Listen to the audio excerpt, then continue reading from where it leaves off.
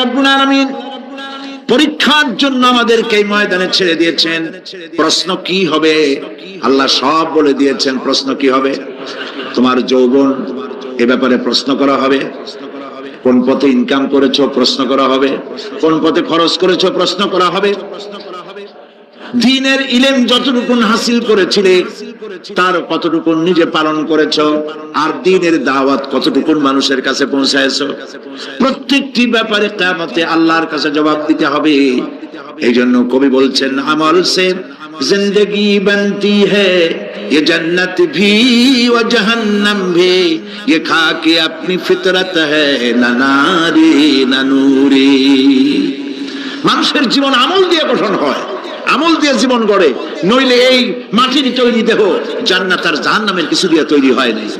আপনি ইচ্ছে করলে দেহটাকে জাহান্নামের জন্য উপযোগী করতে পারেন, ইচ্ছে করলে এই দেহটাকে জান্নাতের জন্য উপযোগী করতে পারেন।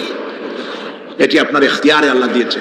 হযরতে হাজরা প্রশ্ন করলেন, ইব্রাহিম পানি নাই, খাবার নাই, মানুষ নাই, ঘর নাই, বাড়ি নাই, মরুভূমির ভিতরে আমাকে আর আমার বাচ্চারে ফেলে রেখে যাচ্ছ কেন? কোনো জবাব নাই। দুইবার তিনবার প্রশ্ন করলেন। এরপরে তিনি আবার প্রশ্ন করলেন, বললেন, ইব্রাহিম এটা কি আল্লাহর হুকুম নাকি? হযরত ইব্রাহিম আলাইহিস সালাম নিজের কলিজার টুকরা সন্তান আর বিবিকে রেখে যেতেছেন ভারাক্রান্ত মন নিয়ে। তিনি আকাশের দিকে আঙ্গুল উঁচু করে দেখালেন। হযরত হাজরা বুঝলেন ইনি তো আল্লাহর পয়গম্বর, আমার কোনো অপরাধে এভাবে ফেলে যাওয়ার কথা নয়। তিনি বুঝলেন এটা আল্লাহর হুকুম। হযরতে হাজরা বললেন, ইব্রাহিম রে, নিশ্চিন্ত মনে বাড়ি ফিরে যাও, আমার মনে কোনো চিন্তা নাই, কোনো পেরেশানি আর এখন নাই। আল্লাহর হুকুমে যদি আমাকে মরুভূমির ভিতরে ফেলে যেয়ে থাকো, তাহলে আমি ওই আল্লাহর প্রতি এতটা ভরসা রাখি যে এই মরুভূমির ভিতরে জল পানি শূন্য, খাদ্য শূন্য জায়গায় আমি আমার বাচ্চাকে আল্লাহ রব্বুল আলামিন না খাওয়াইয়া মারবেন না। দ্বিতীয় পরীক্ষায় পাশ করি। 3 নম্বরে পরীক্ষা হলো, সন্তান বড় হয়ে গেছে, বুদ্ধি হয়েছে, দৌড়াতে পারে। আল্লাহ রাব্বুল আলামিন হুকুম করলেন, ছেলেকে জবাহ করো। কত বড় আগুনের পরীক্ষা! কোরআন শরীফ বলছে, হযরত ইব্রাহিম আলাইহিস সালাম নিজের ছেলেকে ডেকে নিয়ে বললেন, ইয়া বুনাইয়া ইন্নী আরা ফিল মানামি আন্নী আযবাহুক ফানজুর মাযা তারা। হে আমার কলিজার টুকরা সন্তান, আমি স্বপ্নে দেখেছি যেন আমি তোমাকে জবাহ করতেছি, তোমার রায় কি, তোমার মত কি, আমারে শোনাও। ছেলে পয়গম্বর, ছেলে তার জবাবে বললেন, ইয়া আবাতি ফাআল মা তুমার সাতাজিদুনি ইনশাআল্লাহু বিনাস সাবিরিন। হে আমার আব্বাজান, আপনি যে ব্যাপারে স্বপ্নের ভিতরে আদিষ্ট হয়েছেন আপনি তা কার্যকরী করুন। আমাকে এতটুকু অধৈর্যের মধ্যে পাবেন না, আমাকে ধৈর্যশীলদের মধ্যে পাবেন। আমারে আপনি আল্লাহর হুকুম পালন করেন। আল্লাহ পাক শোনাচ্ছেন, ফালাম্মা আসলামা ওয়া তাল্লাহু লিল জাবিন। পিতা পুত্র দুজনই রাজি হয়ে গেল। পিতা তার ছেলেকে কাঁধ করে গলার উপরে ছুরি ধরেছেন। আল্লাহ রাব্বুল আলামিন ইসমাইল জবাহ হোক এটা আল্লাহ চান নাই, আল্লাহ চেয়েছেন পরীক্ষা করতে। পরীক্ষায় ইব্রাহিম পাশ হয়ে গেলেন। আল্লাহ পাক বলছেন, ওয়ানাদাইনাহু আইয়া ইব্রাহিম ক্বাদ সাদ্দাকতার রুইয়া ইন্না কাযালিকা নাজজিল মুহসিনিন।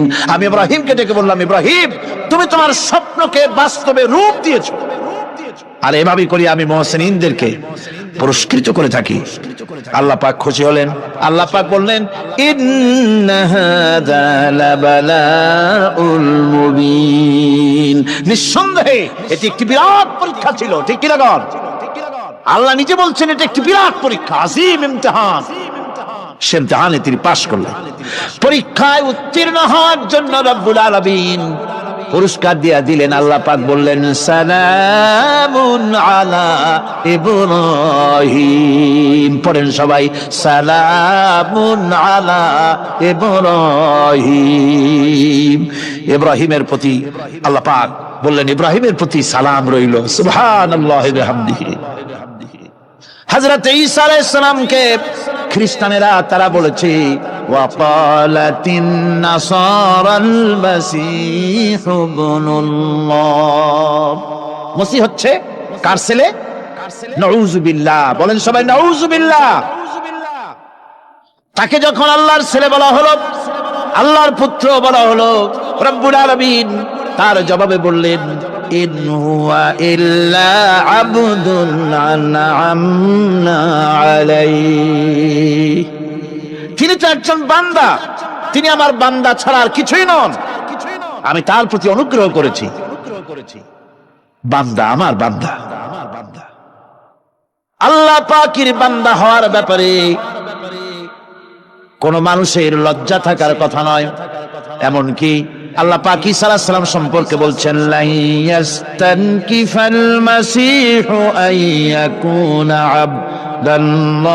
আবদান লিল্লাহি ওয়ালাল মালাইকাতুল মুকাররাবুন, মসিহ আল্লাহর বান্দা, তাতে কখনো বিন্দু মাত্র লজ্জা তিনি পোষণ করেন নাই যে আমি আল্লাহর বান্দা, আল্লাহর গোলাম। এটা একটা কথা হইল? এরকম লজ্জা তিনি পোষণ করেন। এমনকি তার নিকটবর্তী ফেরেশতা যারা, তারাও আল্লাহর বান্দা গোলাম হওয়ার জন্য তাদের ভিতরে কোনো লজ্জা নাই। যারা নাকি আল্লাহর গোলাম, এই ব্যাপারে যাদের মধ্যে লজ্জার সৃষ্টি হয়, আল্লাহর গোলাম এটা কেমন কথা, বান্দা হওয়াটা কেমন কথা, যারা গোলামীকে অস্বীকার করে তাদের সম্পর্কে আল্লাহ পাক বলছেন ওয়া মাইয়াস্তানকিফ আন ইবাদাতিহি ওয়া ইস্তাকবির ফাসায়াহশুরুহুম ইলাইহি জামিআ, কেউ যদি আল্লাহর বন্দেগী করার ব্যাপারে লজ্জা পোষণ করে, যদি লজ্জার কারণ মনে করে, অহংকার করে, গৌরব করে, তাহলে তারা পালাবে কোথায়, যাবে কোথায়? আমি কিয়ামতের দিন সবগুলিকে এক জায়গায় করে ফেলবো।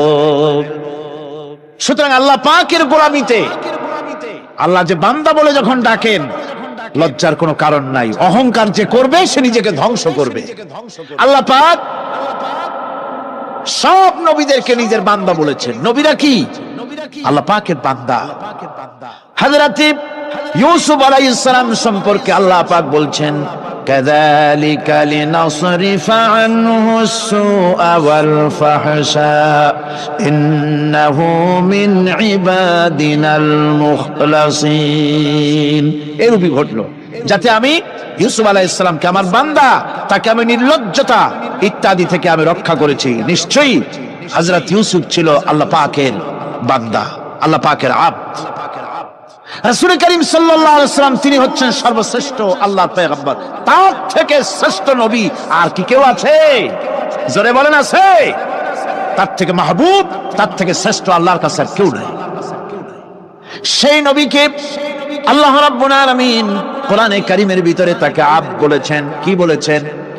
অনেকগুলি আয়াত আছে যে আয়াতের ভিতরে আল্লাহ পাক তার নাম নেন নাই, নবী বলেন নাই, রাসূল বলেন নাই, শুধু বলেছেন আব্দ।